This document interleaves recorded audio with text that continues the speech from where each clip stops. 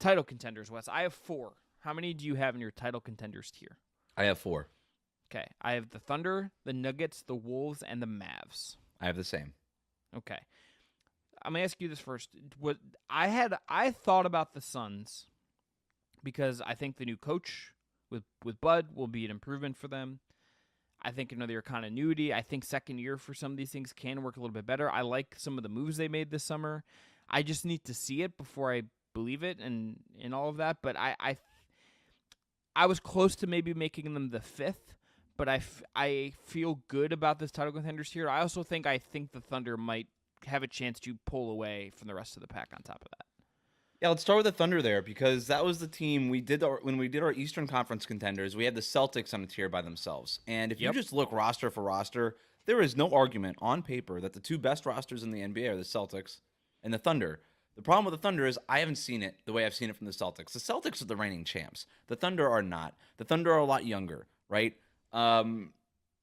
There is a big chance that this time next year, the Thunder are in a tier by themselves in the West. They just haven't earned it yet, and that's fine. So I've got the Thunder, the Mavericks, the Timberwolves, and the Nuggets because I think those are the 4 teams that I could realistically see representing the Western Conference in the NBA Finals, where, to your point, like Phoenix, it just feels like so much has to go right for them to end up in the NBA Finals, and it doesn't feel like as many things need to go right that haven't gone right previously have to go right for these other teams. I also thought about maybe moving Memphis up into this tier because last year didn't really count, and they have basically been a regular season wins juggernaut for the last, the entire Ja Morant tenure.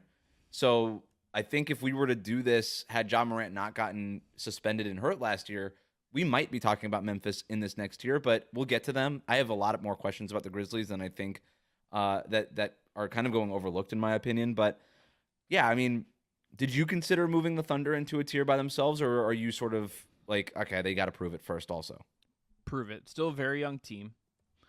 Had some playoff hiccups last year where it just kind of, J-Dub kind of floundered a little bit, I think struggled at times. I mean, it's still a team where, Shea has been in the league 6 years. J-Dub's been in the league 2 years. Chet just had his rookie year, obviously delayed by the injury.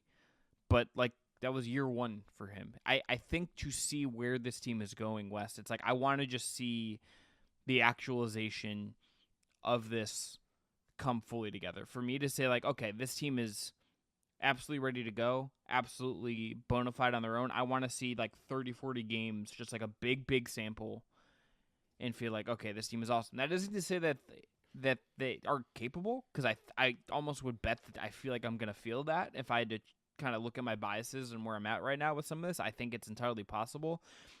They had the second best point differential in the league last year already. They were at plus 8 point possessions. Only Boston was better, and they were ahead of Minnesota by almost a full point in third. They were already really good last year, and they go get Alex Caruso. They go get Isaiah Hartenstein. They get Isaiah Hartenstein. They have their roster, they re-up with Wiggins. They have sort of Kenrich Williams, Cason Wallace is in year 2. All these guys you'd expect are on the right curve to get better. Shea is one of the best 7 players in the league, 5 players in the league, somewhere in there. This team is just loaded. I like Dagnall as a coach. There's not really anything right now aside from maybe just spacing. Yeah, that's my biggest. Their wing so shooting. If we were going to do things we like, shooting is the major question for me when it comes with the Thunder, because I don't know that their best 5 players is going to be the best fit because of the lack of spacing, right? So I'll start with what I like, though. You add Isaiah Hartenstein and you add Alex Caruso. I love that Sam Presti learned from his mistakes from the Kevin Durant, Russell Westbrook, James Harden, Serge Ibaka years, where he was so gung-ho on building the rest of the roster through the draft also, that he kind of wasted that opportunity to go win a championship. They went to the 2012 finals, and then that was it. They never got back to the finals, in part because they didn't have enough playoff experience to get there and a lot of other things that went wrong. But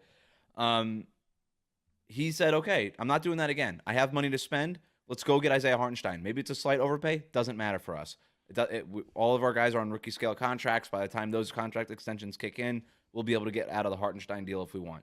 Alex Caruso, go get a guy who can be a who is one of the better perimeter defenders in the league, can be a guy on a championship team, as we've seen. I like all of it. I like all of it for them. They got killed on the boards by the Mavericks last year. Isaiah Hartenstein is going to help them. The Knicks were first in rebounding rate last year. The Thunder were 28th. That was in large part because of Hartenstein. He's going to help the Thunder a lot on the boards. Caruso is going to double down on their perimeter defense, which was already his strength, and now he's only better. He can hit open jumpers, as we've seen. So I think it works. My problem is if it's a start, if you have a lineup out there, starting, closing, in the middle, whatever, of Hartenstein, Chet Holmgren, Jalen Williams, Alex Caruso, Shai Gilgeous-Alexander, which I think is their best 5 players. Mm-hmm. I don't really love any of those guys as a legitimate floor spacer. Like, I know Jalen Williams shot well during the regular season from 3, not so great in the playoffs. Shai Gilgeous-Alexander has been streaky as a 3-point shooter. Alex Caruso is reluctant to take threes. Even if he makes them at a high clip, he doesn't take them at a high volume.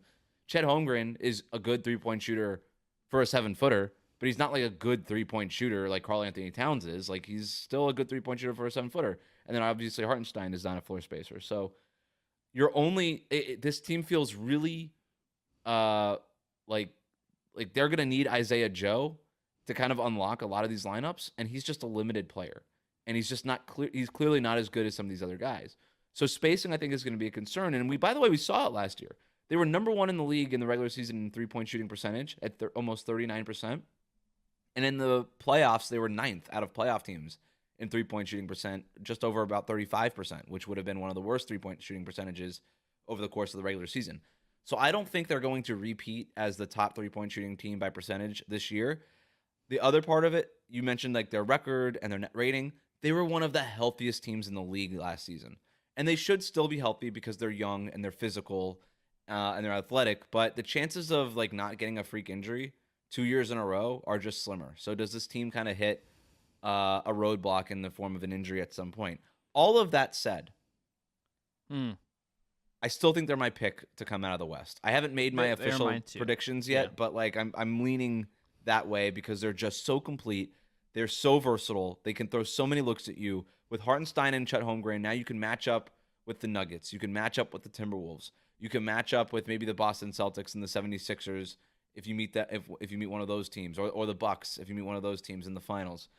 I love this team. I think Mark Daigneault, you already said it, is an awesome coach.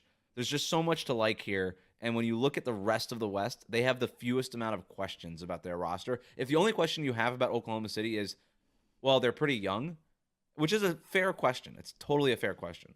But if the only thing is like they're just really young, and maybe the 3-point shooting is a little shaky, I feel like those are less dramatic questions than everybody else that we're about to talk about. The one thing that I have with them that concerns me probably the most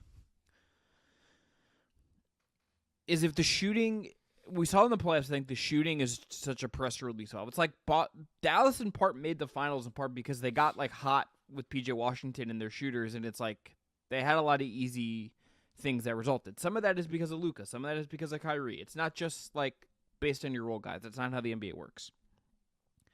But can they do like, is A, their shooting going to be better than we think, or B, can they do enough to like solve for it? And I think Hartenstein is like a bet on almost trying to solve for it. They didn't go and try to overpay with all their trade chips for like a big wing shooter who is like doesn't fit their identity of player. They said, let's get the center who can help us rebound, who can provide rim protection, who can play with Chet. I think you're going to have to play them together at times, and how that works is a big crux of the season for them. And that guy can help us with interior passing and with screening and with all this little dirty, non-sexy stuff that doesn't show up in the stats that's going to make our offense just function more. That feels like the bet they made to me. Yeah, look, this is a team that is going to pressure the rim, right? Shai puts so much pressure on the basket. Jalen Williams is physical enough where he does have that ability. You already mentioned Hartenstein's passing, which is really underrated. This team is physical, right? Like, they're going to beat the crap out of their opponents, aren't they? So, they have an identity, and it's a strong identity.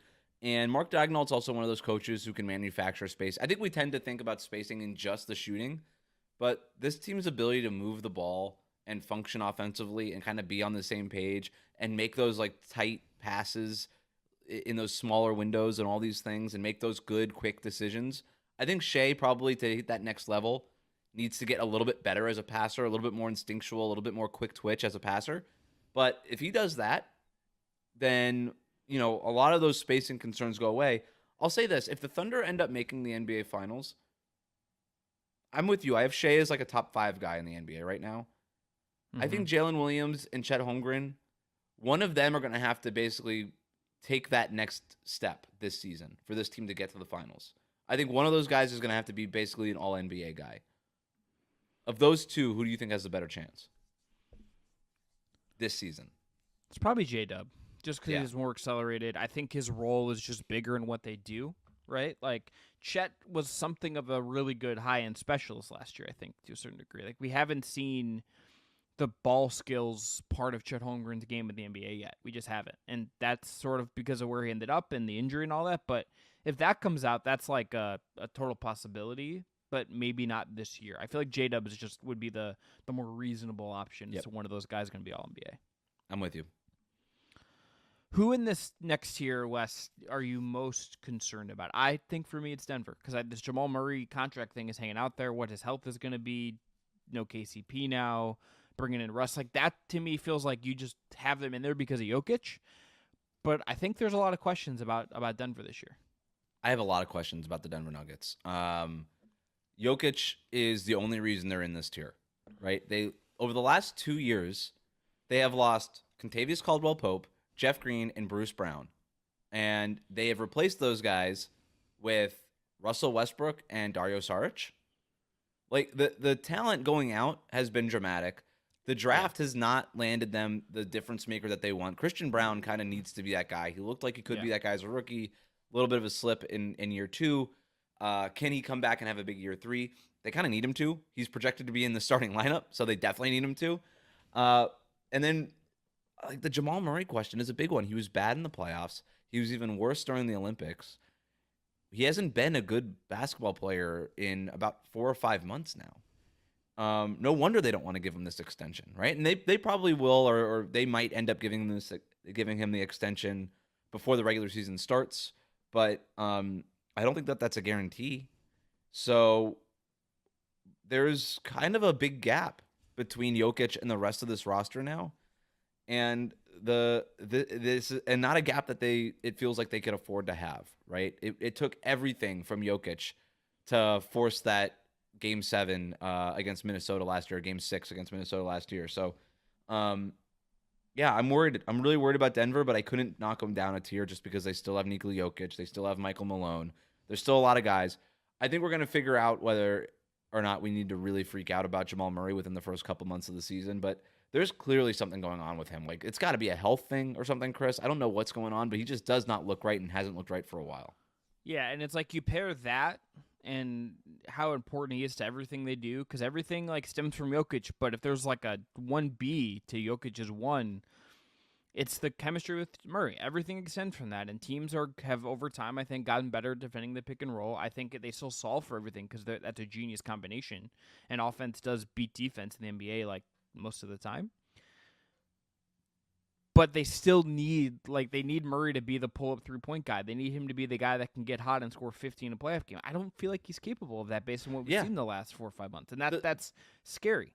The transcendent skill of Nikola Jokic, the thing that makes him so special is his ability to get his other teammates involved. Jokic can be a dominant offensive force the way that Joel Embiid is. But what makes him special is that he's not. He only is when he has to be, but it just feels like over those last couple of years, or the last year really, I think the fear is it would be the case this coming season, is that that Jokic is going to have to be a dominant offensive force by himself more often. But the thing that makes Denver special is that 2-man game between Jokic and Murray, and everybody just kind of blossoms off of that. Everybody just sort of, everybody's just singing harmonies off of that main chord. And that's Michael Porter Jr. just spotting up from 3. That's Aaron Gordon cutting baseline with and dunking those lobs and all that kind of stuff.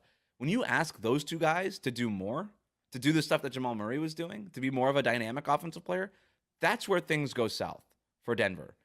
And Jamal Murray is so incredibly important to this roster. He's almost as important as Jokic. And so if he's not going, if he ain't right, then the whole thing doesn't work anymore. The whole thing sputters, and they go from finals contender to really good team.